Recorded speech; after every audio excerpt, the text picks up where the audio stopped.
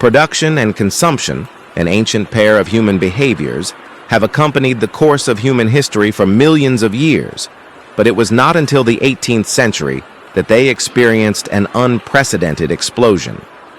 As Adam Smith once remarked, consumption is the sole end and purpose of all production. Since the onset of the 21st century, in the wake of industrialization and globalization, consumption has become increasingly diversified. Even among essential daily commodities, the price disparity between brands of identical products can be vast. Behind this phenomenon, consumption has evolved beyond the mere satisfaction of material needs.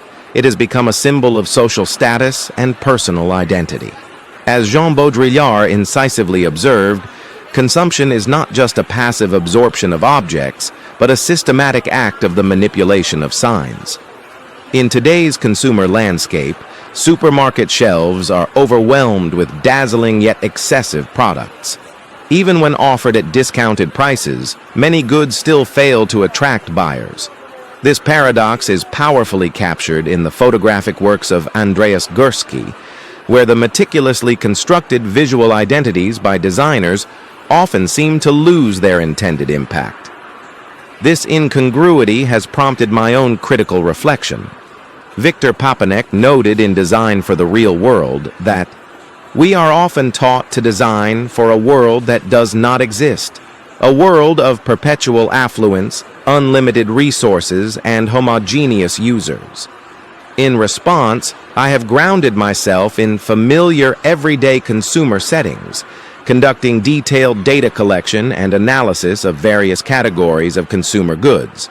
Through visual language, I attempt to reveal the concealed disparities beneath surface appearances. Though the forms I use are composed of the most basic geometric elements in graphic design, they are firmly rooted in reality, recording and reflecting the world in its most authentic state.